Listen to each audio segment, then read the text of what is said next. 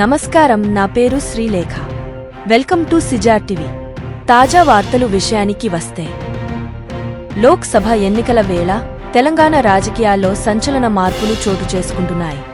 BSP Telangana అధ్యక్షుడు RS Praveen Kumar bomb పేల్చారు. బీఎస్పీకి రాజీనామా చేస్తున్నట్టు ప్రకటించారు. ఈ క్రమంలో ట్విట్టర్ వేదికగా ఓ భావోద్వేగ పోస్టు రాసుకొచ్చారు.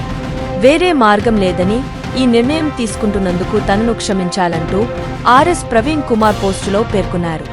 అయితే లోక్ సభ ఎన్నికల్లో బీఆర్ఎస్, బీఎస్పీ కలిసి పోటీ చేస్తాయని ఆర్ఎస్పీ ప్రకటించిన విషయం తెలిసిందే.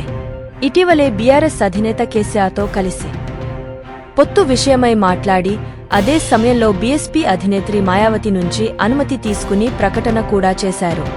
మళ్లీ అంతలోనే బీఎస్పీకి రాజీనామా చేయటంపై సర్వత్రా చర్చకు దారి తీస్తోంది. ఆర్ఎస్ ప్రవీణ్ కుమార్ భావోద్వేగ పోస్టులో ఇలా ఉంది: ప్రియమైన బహుజనులారా, నేను ఈ మెసేజ్ని టైప్ చేయలేకపోతున్నాను. అయితే ఇప్పుడు కొత్త మార్గంలో వెళ్లే సమయం ఆసన్నమైనందున నేను ఈ నిర్ణయం తప్పక తీసుకోవాల్సి వస్తోంది. దయచేసి ఈ పోస్ట్ పెడుతున్నందుకు నన్ను క్షమించండి. నాకు వేరే మార్గం లేదు.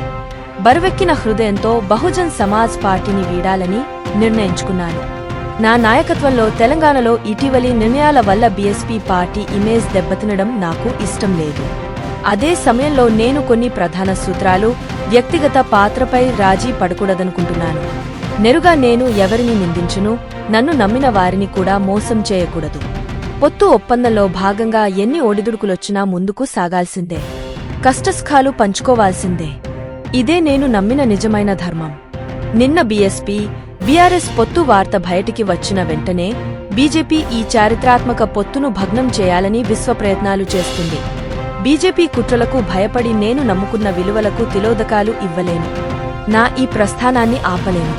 తెలంగాణలో భవిష్యత్తు కార్యాచరణను బహుజన సమాజ్ పార్టీ నిర్ణయించుకోవాల్సింది. అత్యంత గౌరవనీయులైన మాయావతికి నేను హృదయపూర్వక ధన్యవాదాలు తెలుపుతున్నా.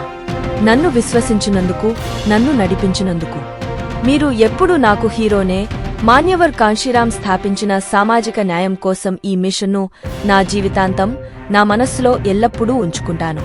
బహుజన రాజకీయ ప్రపంచంలో ఈ చిన్న ప్రయాణంలో నన్ను చేపట్టి నడిపించినందుకు రాజ్యసభ ఎంపీ రామ్జీ గౌతమ్ జీకి ధన్యవాదాలు. మరొక తాజా వార్తలతో మీ ముందుకు మళ్లీ వస్తాను. అంతవరకు సెలవు. సిజేఆర్ టీవీని సబ్స్క్రైబ్ చేయండి. ఈ వీడియోను లైక్ చేయడం మరియు షేర్ చేయడం మర్చిపోవద్దు.